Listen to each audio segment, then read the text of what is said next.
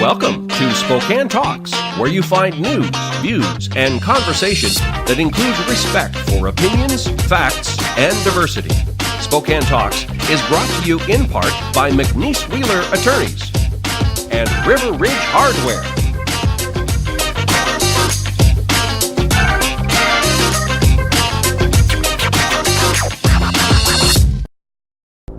Welcome to Spokane Talks. I'm Ryan McNeice, and tonight, starting out with Steve and Megan on StartUp Spokane and entrepreneurial adventures in real estate development in Spokane.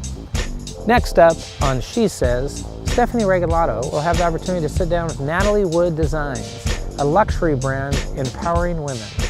Then, join me on Business Talks with Well Dressed Walrus, talking about the human side of marketing, Part 2. This is River Ridge Frame Shop, called Frame It Today, where we can take your art, customize it, and get it ready to hang on the wall.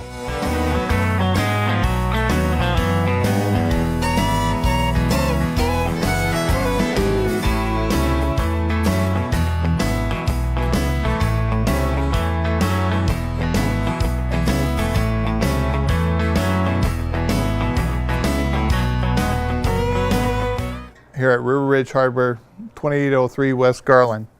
Welcome to StartUp Spokane on Spokane Talks Media. I'm your host, Steve Trabun, and joining me today is Jordan Tampien. Jordan's the co-founder of 4 Degrees Real Estate. And Jordan, you're no stranger to our entrepreneurial ecosystem. You've been engaged with us, and you and I have worked closely together for, I think over a decade. Yeah. Oh, yeah. Tell our listeners a little bit about 4 Degrees. Yeah, so 4 Degrees is a brainchild I had with my brother Joel, who helped me start it. And the concept was, how do we create a one-stop shop for real estate?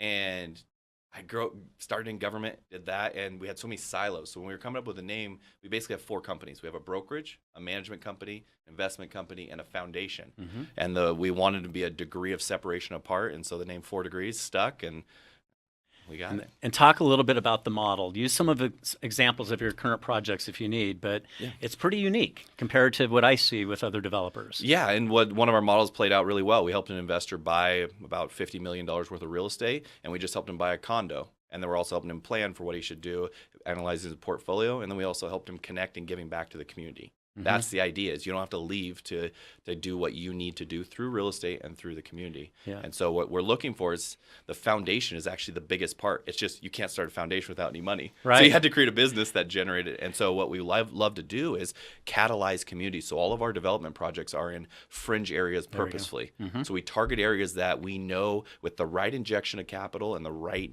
kind of narrative around it, we can build up. So our office on First Avenue, we did that. First day, had 24 people sleeping in the parking lot. Well, instead of going out and watering and throwing stuff at it, hey, how can we help you? Obviously, you've been sleeping here for a while. Is there a place we can help connect you with resources? Because Spokane has a ton of them. Right. And then now we've been there almost a year. Nobody is. Yeah, and so it's transformational, right? Exactly. So you're transforming areas of town. Yep. You're engaging community. Yep.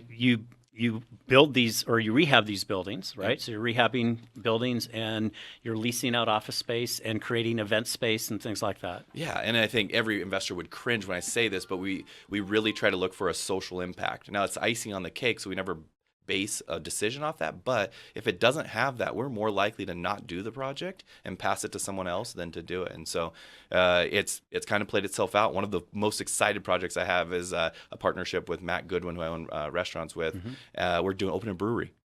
I mean, everybody dreams of it, but we finally, after 3 or 4 years of planning, found the right building, the old Watts Automotive building on West First, the newest place to be, the west end of Spokane, and it's going to be an amazing space. We'll brew beer. We have an amazing restaurant that's moving in, our head brewer's beers, and it's just, and what we found was you have to have a catalyst of a business. Exactly. And the research we did across all markets is breweries bring people in. That's right. And they create community in a way that no other business can. So we start with a hub, and then we start purchasing every building around it and start adding complementary features. Stay with us after the break. We'll come back and talk more with Jordan Tampien, 4 Degrees.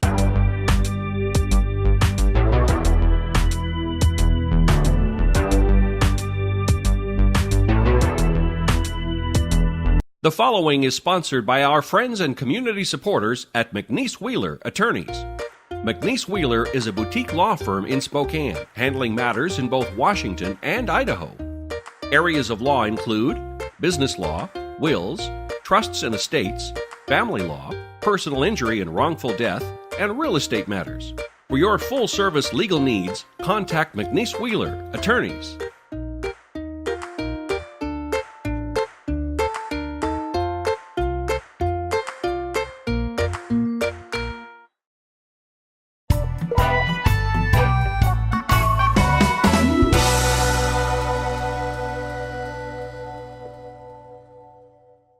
Welcome back. Having a great conversation with Jordan Tampien of 4 Degrees Real Estate.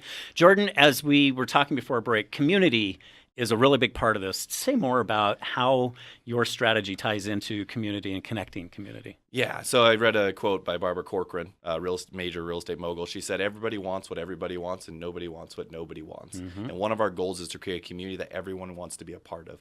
We already have all of the assets. Now we just need some of that private enterprise injection into making it happen. And not just helping homeless, but also creating places to be downtown, hubs to go to. I think for so long we didn't have a major hub. Yeah, and your vision for your brewery on First Avenue is greater than just a brewery and a building.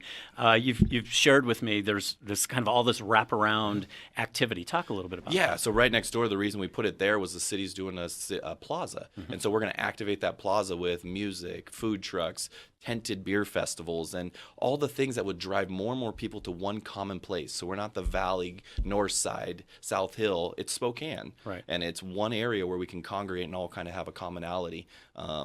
No matter what stage of life you're in. I mean, what a great time to be in real estate development, right? I mean, talk about what it looks like from your vantage point. It's amazing. I mean, they tightened up a lot of the lending standards, but it also created a more solid market. And you're seeing Spokane prices increase. You're seeing some a little unrealistic, but you're starting to get affordability and location, and people want to be here. Yeah, and you're not building or rehabbing buildings just for the sake of it. You're doing it intentionally. Yep. And I know that you've got a couple of projects, one that is going to launch in the fall with a brewery, but you have one that's established. Yep. So we have the Backyard Public House on just outside Kendall Yards on Broadway. Right. Took an old tavern, rehabbed it, and now it's this cool rustic look and good food, good pretzels, actually. Great beer. And so that was one of them. And our new office on 2nd Avenue is going to be a fun project to kind of document and follow along with. Yep. And I think what's really unique is, these are projects. You're not just the building, right? The real estate part. Yeah. You actually are running the business, right? The brewery, the restaurant at the backyard, these are your businesses. So you're not out trying to find a restaurant to. Yeah, it's hard for me to ever advise somebody if I've never tried it myself. So I like to cut my own teeth, and then I can say, hey, this is what I learned, and this is why I think it works or doesn't work. And one thing I've found a passion for is taking old buildings. Yeah. Jordan, thanks for all you're doing in Spokane, in our region. Thanks for joining us on StartUp Spokane on Spokane Talks Media. Next up, Stephanie Regalado, Natalie Wood, jewelry design and the empowerment of women. This is River Ridge Frame Shop, called Frame It Today, where we can take your art, customize it, and get it ready to hang on the wall.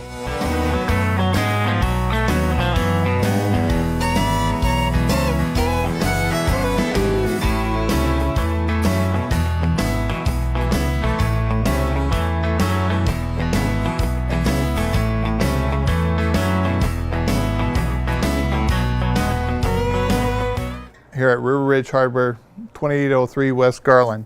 Hello, welcome to SheSays. I'm Stephanie Regalado with my guest, Natalie Wood of Natalie Wood Designs. Welcome, Natalie. Thank you so much for having me on. Oh, my pleasure. So about a year and a half ago, you moved your business, Natalie Wood Designs, which is an affordable luxury jewelry line, from Texas to Spokane. Yes, so we are now part of the Spokane culture. We're trying to get ingrained in the community. We own a national jewelry brand that's all about designing jewelry women feel beautiful wearing while encouraging and inspiring them to just live beautifully.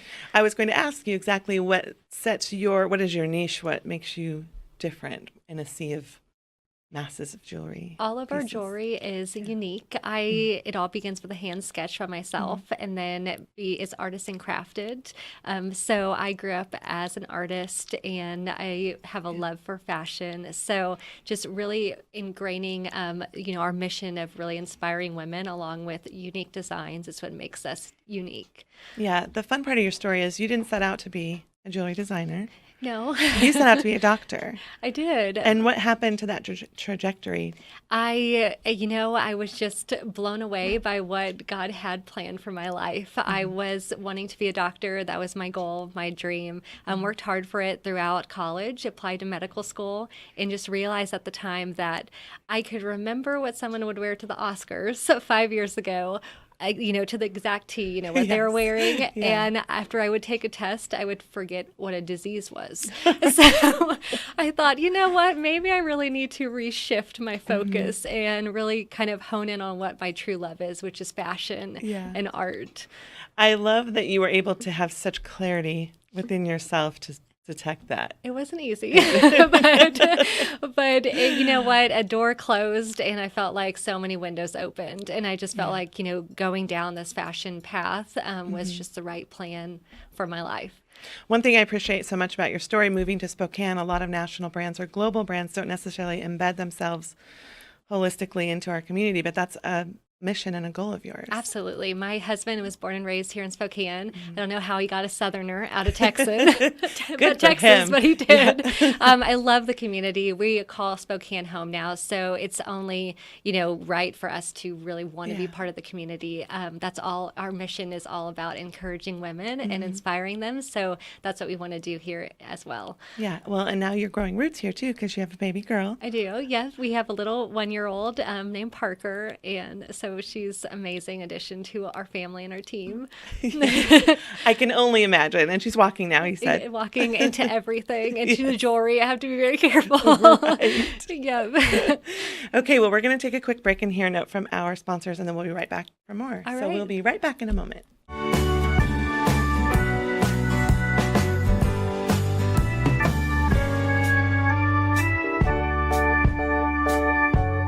The following is sponsored by our friends and community supporters at McNeice Wheeler Attorneys.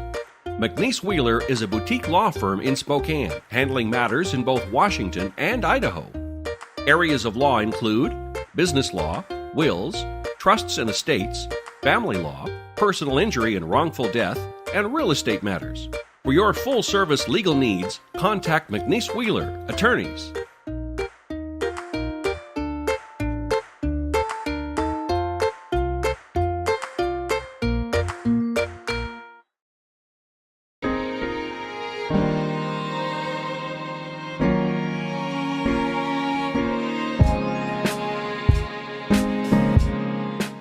Welcome back to SheSays. Stephanie Regalado, Natalie Wood of Natalie Wood Designs. How did you are a national company, how did you first launch nationally, and how did you gain that exposure?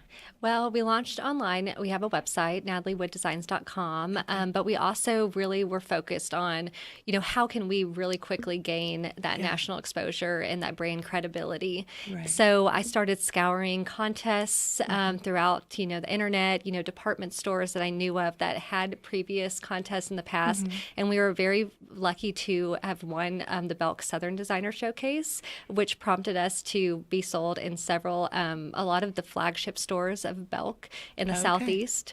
And that just really thrust our company into the spotlight and gave us that credibility of being a national player. Oh, that's so exciting. What did that feel like at that moment when you learned you won? It was pretty awesome. Very just really nice to have that validation of you're putting something out there that a department store is really resonating with, and they love it enough to put it in their stores, which is and it's nice to balance out those challenges that come along with launching a new company or being an entrepreneur at all. So you don't want to give anything too much weight, because if you give the highs so much weight, the lows are going to really drag you. You have to be even keel. Yes, even keel. Something my husband taught me. Just That's good. And you and your husband do this business together. We do, yes. So he's more, the business side, although he can now style someone from head to toe in jewelry. But he knows so much about it. And then I do all the creative, design everything by sketch. Yeah. So part of your mission includes, you said you are a I just lost it. Your spirituality comes into play in your business. We are a faith-based company. That's it. Yes. Faith-based company. So we founded our company, with that foundation of faith. It's really important to both of us, our morals, our values, and we really just want to inspire and encourage women to, when they put on a piece of our jewelry, that they just feel beautiful, but they're able to just live beautifully. And a lot of our pieces have that faith-based, faith influence. We have crosses on our designs. Not everything. We have a wider range, but a lot of our bestsellers are what our customers are resonating with. I love it. Thank you so much, and welcome to Spokane. Thank you so much. Thanks for tuning into SheSays. We'll see you next time. Join myself and Curt Stockwell of Well Dressed Walrus on Business Talks for the Human Side of Marketing, Part 2. The economy is getting stronger, banks are lending again, and interest rates are at historic lows. Now is a great time to buy your dream home. The caring and knowledgeable professionals at Homes for You have been helping people just like you for over 20 years. They take the time to listen to what you want and will help you find just the right home in Washington or Idaho. Real estate is what we do at Homes for You, 928-5782, or visit online at homes4uspokane.com. Welcome to Business Talks. I'm Ryan McNeice, and we're here in the studio with Curt Stockwell, Well Dressed Walrus. Thank you for joining us. Absolutely. We're talking about the human side of marketing, which is your podcast that That's right. individuals can find and check out more specificity from what we're even talking about today. Or for a longer version of our show today, you can go to SpokaneTalksMedia.com to see the half-hour version of this show. One of the main points that we've been talking about in our continuing episodes with you is the idea and the complexities of marketing and the voice of an individual's brand. Right. What is the first thing that can be done for a brand or a company to clarify their message? Right. Well, so whenever we work with a business or organization that wants to really stand out in the marketplace, we really kind of first diagnose the fact that it's never been easier before to do marketing, right?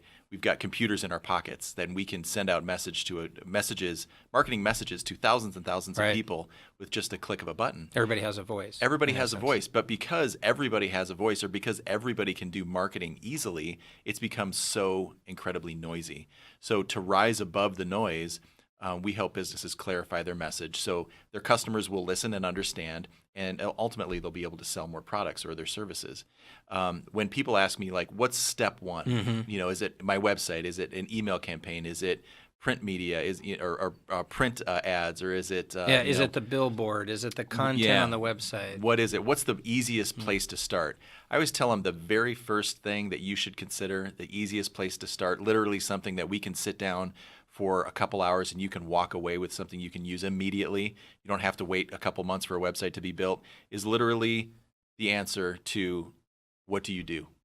Which, when you say that, I think one would think, well, that's too obvious. Right. It's not too obvious, No. though, because it's the elevator speech. It's the elevator speech. It's the one-liner. It's the answer to when people ask you, what do you do? And if you can't clearly explain what do you do, or your team or your staff can't clearly explain what do you do, then you have a problem. Or if you try to explain too many things and you're not known for solving, you're known for solving, or you think you're known for solving multiple things, but I guarantee you're probably not known for solving anything well. Right. You need to focus on the problem that you solve and how you do it well. And the one-liner can really do that, or the answer to what do you do. So we actually sit down with businesses and organizations and craft literally the answer to that question. Which is a very systematic approach to Right. creating that one-liner. Right. So let's take a short break and come right back, because let's talk about the steps that Well Dressed Walrus employs to come up with that very important first step of the one-liner and what your business does. We'll be right back.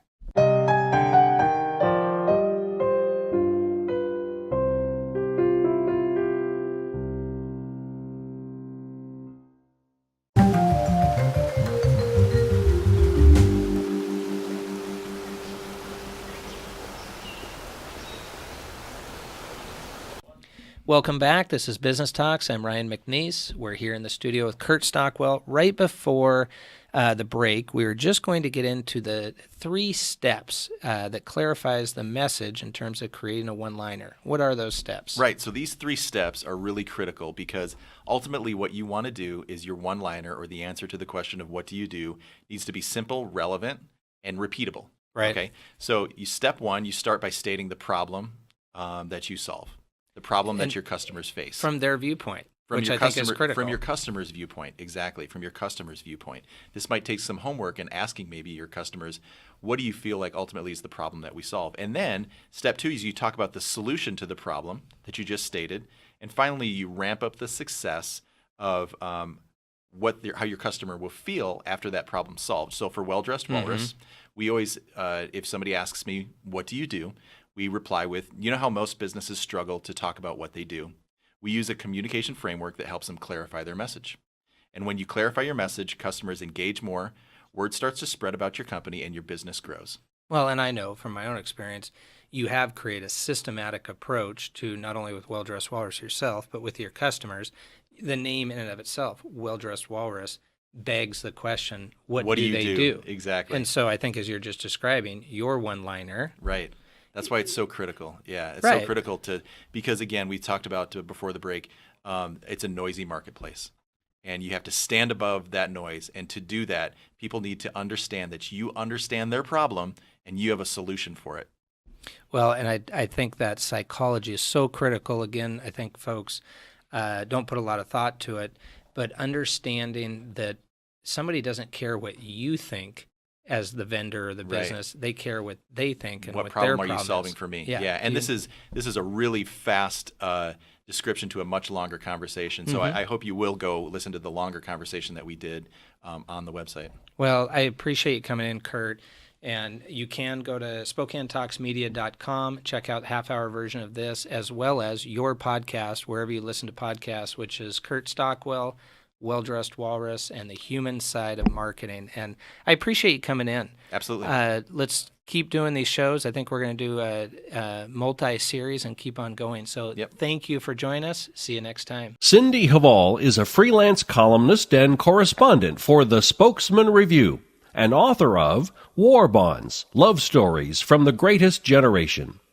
The view from her porch is usually sunny. Recently, New Orleans Saints fans lost their collective minds after a missed call in the NFC Championship game against the LA Rams.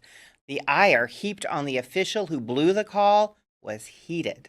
And like many NFL fans, I said, even I could call the game better. And then I quickly jotted down a list of my qualifications. After all, I'm uniquely qualified. As the mother of 4 sons, I've had 29 years of experience in calling timeouts. I've been known to randomly shout, "Offsides!" at jaywalkers in downtown Spokane. I have a whistle. I also stand around frequently with my hands on my hips, looking annoyed. Fights on the field? Listen, I've broken up fights in the living room, fights in the backyard, fights in the back seat of a minivan. My experience speaks for itself, and my eloquent hand signals and patented mom glares frighten even guys who aren't related to me. Referees often huddle together in the middle of the field and chat. I like huddling and chatting. I'm not afraid to take an unpopular stand either. Just ask my boys about the video games only on the weekends rule. Plus, I'm a recovering football mom. Our son Alex played for the Mount Spokane Wildcats for 3 years. Sadly, football season is drawing to a close, and it looks like my shot at being an NFL ref has passed. But there's always Major League Soccer season. I was a soccer mom a lot longer than I was a football mom. Yellow cards, red cards, physically fit men in shorts. I'm warming up my whistle already. And that's the athletic view from my front porch. Thank you for joining us on this episode of Spokane Talks. Join us next week for more news, views, and conversation. The economy is getting stronger. Banks are lending again, and interest rates are at historic lows. Now is a great time to buy your dream home. The caring and knowledgeable professionals at Homes for You have been helping people just like you for over 20 years. They take the time to listen to what you want and will help you find just the right home in Washington or Idaho. Real estate is what we do at Homes for You, 928-5782, or visit online at homes4uspokane.com. Welcome to Spokane Talks. We have had the opportunity to be out here on the Z Nation set. But also we're excited at Spokane Talks. We have several shows, different genres, from real estate radio, Spokane Talks Live, Meet the Candidates, The Locker Room. We have several shows coming to you that can be found on all social media platforms, as well as coming up on Fox 28. Thank you so much. It's been a great opportunity being here at Z Nation Set. Thank you.